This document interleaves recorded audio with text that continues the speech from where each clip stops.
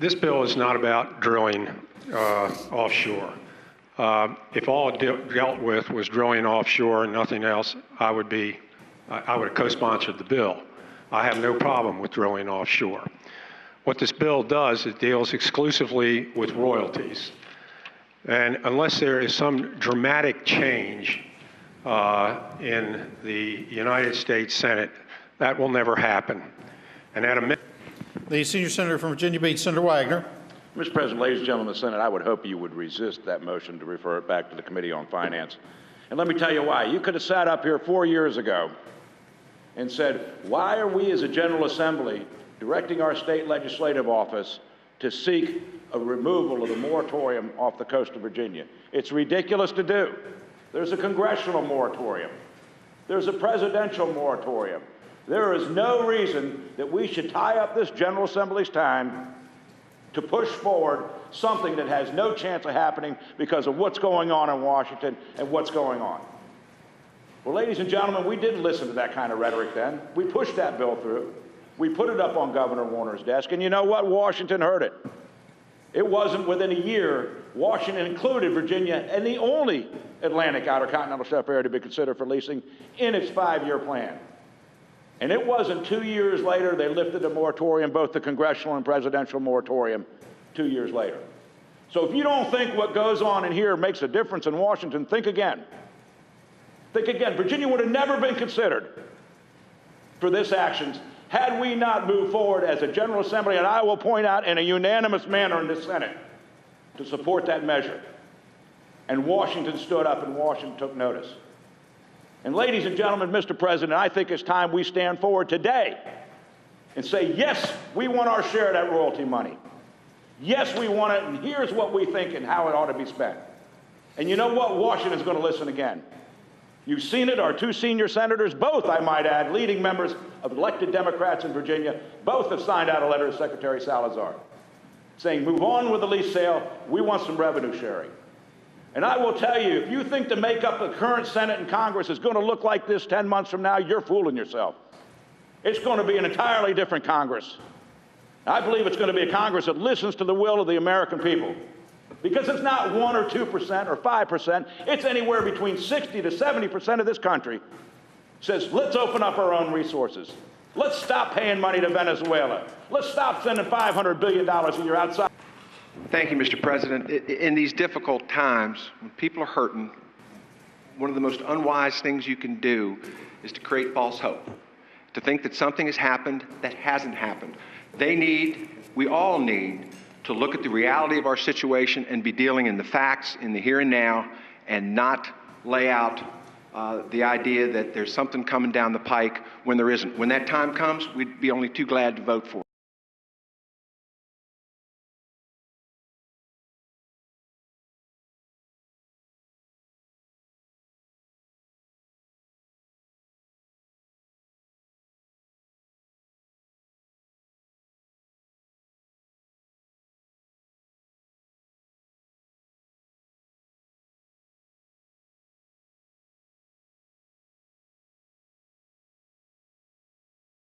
royalties in the general, and now in the general fund. Senator from Chesterfield, Senator Martin.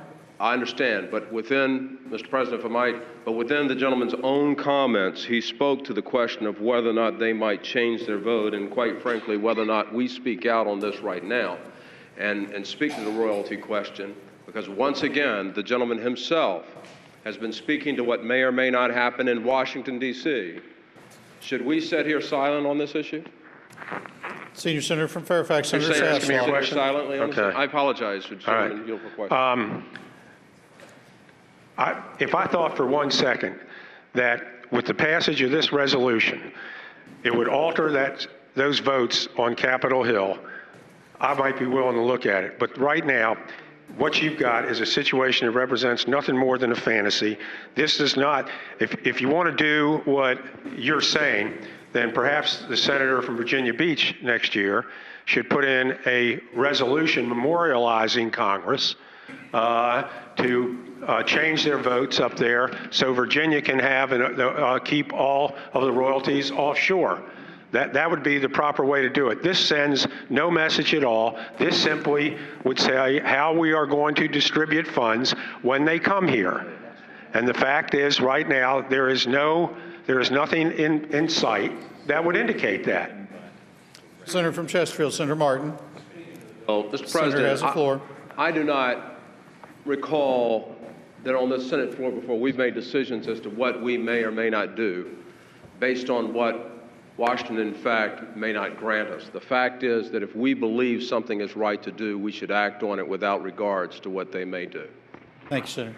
Senator from Powhatan, Senator Watkins. Speaking to the motion, Mr. President. Senator has the floor. Mr. President, ladies and gentlemen of the Senate, I think it's worthy that we point out of a couple of things, particularly with relation to the comments that have been made. The term false hope was brought up on numerous occasions. Ladies and gentlemen, we promote false hope every day in the form of the Virginia lottery. We tease people. We tell them that they might win $1 million. And that is false hope. So I think it's a little bit dispassionate to classify this as false hope, particularly when what we're talking about here, it's number one, it's part of the energy plan of the Commonwealth of Virginia. That's the part of the code that we are amending. And the way the bill is right now, what we are saying in the energy plan is that of the proceeds of any royalties, any proceeds that Virginia gets from natural gas or oil resources offshore, that they will go to the general fund, 70%. That 20% will go to the Virginia Coastal Energy Research Consortium, that 10% will go to transportation. Mr. President, would the gentleman yield for question? I'm not ready to yield, Mr. President. There is not a thing wrong with allocating and showing where, particularly showing Congress where our priorities are. In these times, we are going to need all the resources we can get. I would say to you that legislation like this is helpful because it says to our congressional delegation, it says. The senior senator from Fairfax, Senator Sasloff, for the purposes of a question. Mr. President, would the senator from Powhatan yield for a question? Will the senator from Powhatan yield for a question? With some trepidation. The senator yields. The senior senator from Fairfax, Senator Sasloff. Mr. President, I would ask the senator from Powhatan, he made reference to the lottery. Wouldn't you say your chances are better of winning the lottery than getting this money as it stands right now? Senator from Powhatan, Senator Watkins. Mr. President, I'd say I think there are a whole lot better odds of winning this than winning the lottery. Thank you. Thank you, Senator. The substitute motion is, shall the bill be recommitted to the Committee on Finance pursuant to Rule 20F with the instruction that it be carried over for the year? All in favor of the motion will say aye. Aye. Opposed, no. No. The chair is in doubt. There will be a recorded vote. All in favor of the motion will record their votes aye. Those opposed, no. Are the senators ready to vote? Have all the senators voted? Do any senators desire to change their votes? The clerk will close the roll. Ayes 22, noes 18. Ayes 22, noes 18. The motion is agreed to. Senate Bill 102, a bill to amend and reenact 2.2